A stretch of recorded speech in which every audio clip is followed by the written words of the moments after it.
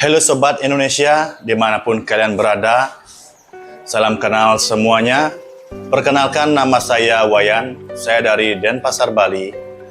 Dulunya saya adalah penderita GERD dan anxiety dari tahun 2017 hingga 2019. Dan saya yakin kalian yang menonton dan menemukan channel video YouTube saya pada saat ini mungkin saja masih sedang berjuang dari penyakit yang tidak pernah kunjung sembuh. Dan mungkin juga kalian yang baru menonton video channel YouTube saya adalah kalian yang baru awal-awal merasakan penyakit seperti ini atau sensasi yang tidak pernah kalian alami sebelumnya. Dan saya sangat yakin kalian yang lagi merasakan sakit seperti ini dan di saat ini juga pasti sudah merasa terpuruk dan pasrah dengan keadaan yang kalian alami. Nah, begitu juga dengan apa yang saya alami dulu di saat awal-awal saya terserang penyakit ini. Saya merasa saya tidak akan bisa hidup lebih lama lagi dan saya sudah pasrahkan semuanya kepada yang di atas. Karena sudah beberapa dokter spesialis penyakit dalam, penyakit jantung, dan dokter spesialis lainnya. Dan saya juga sudah keluar masuk rumah sakit maupun keluar masuk beberapa IGD yang ada di seputaran Denpasar. Namun, semua pengobatan yang saya jalani saat itu sama sekali tidak ada perubahan pada diri saya. Dan penyakit saya tidak kunjung sembuh juga. Oh ya, ini adalah video YouTube pertama saya ya.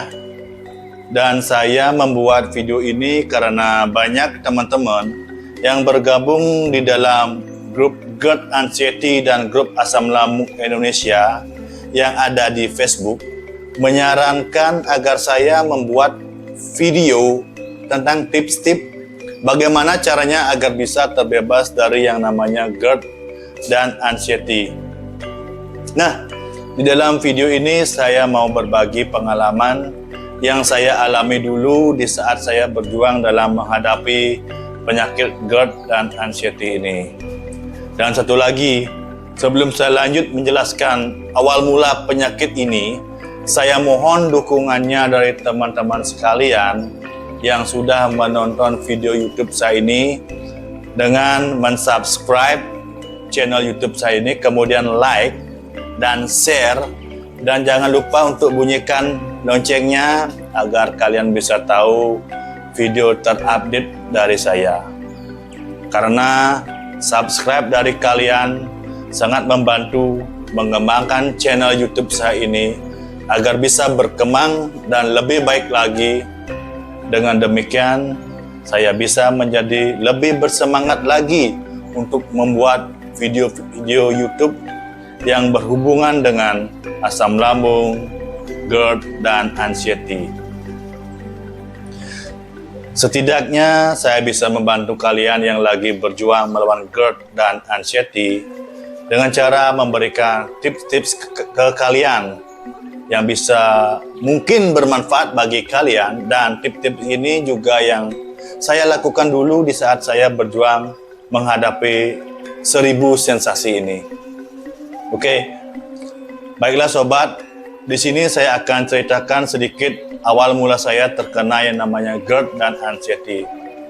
Saat itu di tahun 2017, sekitar bulan April, saya tengah melakukan program diet ketat, di mana saat itu saya sedang mempersiapkan diri untuk mengikuti sebuah pertandingan atau kejuaraan binaraga bergengsi yang selalu diadakan setiap 2 tahun sekali, atau yang lebih dikenal dengan istilah Porprov atau Pekan Olahraga Provinsi, yang pada saat itu untuk wilayah Bali sendiri diadakan pada bulan September 2017.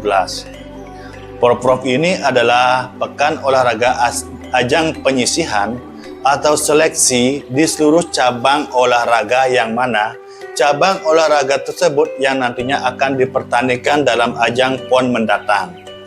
Nah, proses pola diet yang saya jalani saat itu memang benar-benar ekstrim ya guys, bagi orang awam, akan tetapi bagi seorang binaragawan pola diet tersebut sudah biasa dan memang wajib harus dijalani sekitar 4-6 bulan sebelum bertanding.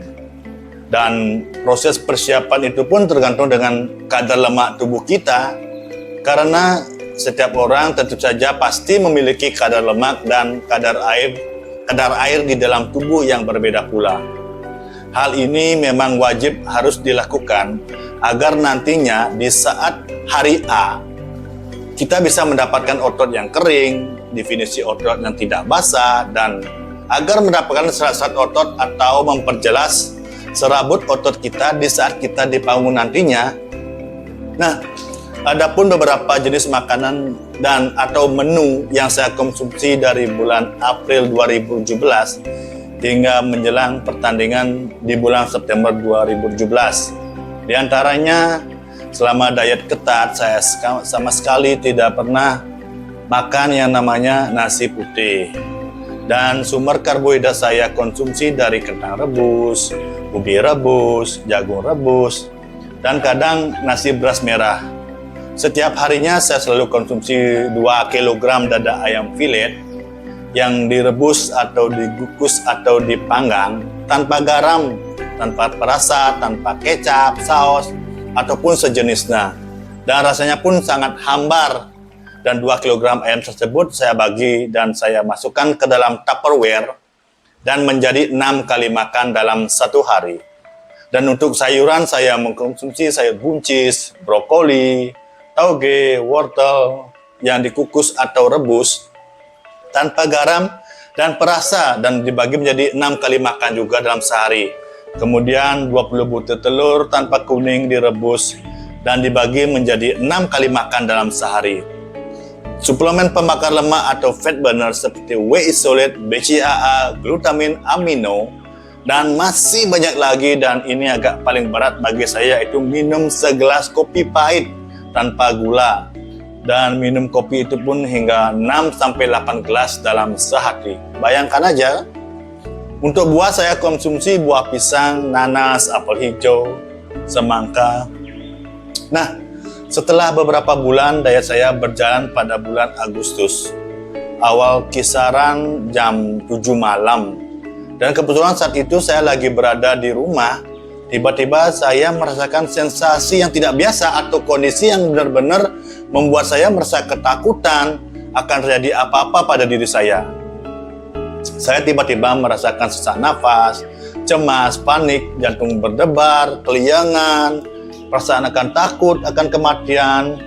Saya juga sudah mencoba untuk menenangkan diri saya, mencoba untuk mengatur pola nafas, untuk rileks, dan selalu berpikiran positif.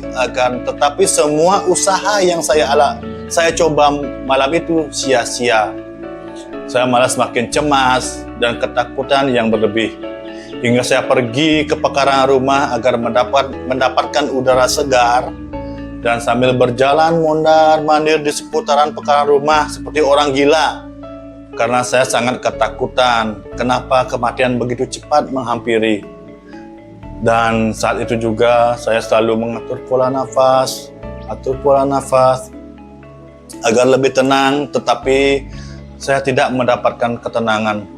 Dan saya coba masuk kamar dan berusaha untuk tidur, karena besoknya saya harus berangkat kerja pagi. Kan tetapi malam itu saya sama sekali tidak bisa tidur guys, hingga kurang lebih jam 2 pagi, dikarenakan jantung saya berdebar, panik, cemas, dan merasakan kematian akan datang malam itu juga. Dan keesokan harinya saya benar-benar kurang istirahat, saya benar-benar capek, dikarenakan saya kurang tidur, dan saya berusaha untuk tetap tegar dan bisa bekerja pada hari itu. Kebetulan tempat kerja saya tidak begitu jauh ya, cuman ya kurang lebih 30 menit dari rumah dengan mengendarai sepeda motor. Namun sesampainya saya di tempat kerja, sensasi itu kembali lagi menghampiri saya dan saya segera Dan saya saat itu segera minta izin ke manajer saya agar saya bisa diizinkan untuk pergi ke IGD rumah sakit. Dan kebetulan juga IGD dari tempat saya bekerja kurang lebih 30 menit. Dan sesampainya di sana, di IGD, semua pesawat IGD menghampiri saya. Karena saya saat itu sudah panik, cemas, sesak nafas, dan hingga pada akhirnya perawat yang bertugas di IGD dengan sigap memberikan saya bantuan oksigen. Mereka menaruh oksigen di hidung saya, dan perawat yang lain mengecek tensi saya, dan ada juga perawat yang membawa alat rekam jantung atau yang disebut dengan EKG atau eko jantung. Dan itu pertama kalinya saya cek jantung. Dan perawat satunya memberikan suntik apa saya kurang ngerti dan disuntikkan pada lipatan lengan saya, dan kurang lebih hitungan 5 menitan dah saya sudah tidak sadarkan diri. Kemungkinan yang disuntikan semacam obat tidur atau obat penenang mungkin ya. Dan setelah kurang lebih 3 jaman saya baru sadar, dan saya melihat orang tua saya udah ada di sebelah saya, kedua orang tua saya, dan mendampingi saya pada saat itu. Dan setelah beberapa jam saya diperbolehkan pulang dengan diberikan obat yang diberikan oleh dokter yang saya itu bertugas di IGD rumah sakit tersebut. Dan sesampainya di rumah, kondisi saya begitu lemas, kurang tenaga, dan nggak enak makan. Dan saya sangat bingung dan berpikir dengan sakit apa yang saya rasakan dan saya alami. Dan padahal lagi 2 minggu saya harus bertanding dalam kejuaraan Binaraga Bali. Sedangkan pada saat itu kondisi saya tidak begitu stabil. Dan demi juara dan medali dan demi cita-cita, saya tidak pantang menyerah dengan kondisi saya pada saat itu. Dan saya sangat bersyukur penyakit itu tidak datang di saat hari A, di saat saya menghadapi kejuaraan, di saat saya di atas panggung. Semuanya seperti normal tanpa ada penyakit. Saat itu saya sangat bersyukur kepada yang di atas, kepada Tuhan. Karena saya masih diberi kesempatan untuk bisa bertanding dalam kejuaraan Binaraga ini. Dan saya bersyukur juga saya mendapatkan peringkat kedua dengan medali perak. Akan tetapi 3 hari setelah pertandingan, penyakit itu datang lagi. Saya merasakan sesak nafas, keliengan, bumi terasa berputar, panik, cemas. Dan banyak lagi sensasi yang saya alami pada saat itu. Dan tanpa mengulur waktu, saat itu juga saya langsung pergi ke IGD seorang diri dengan mengendari sepeda motor. Kebetulan jarak rumah sakit dari rumah cuma 15 menitan. Sesampainya di IGD, perawat IGD dengan sigap menghampiri saya dan mengira saya terkena serangan jantung. Oke, sampai di sini dulu video saya saat ini. Nanti saya sambung lagi ya. Mudah-mudahan video kedepannya atau video kedua saya akan memberikan tip-tip saya selanjutnya. Terima kasih banyak. Salam sehat semuanya ya.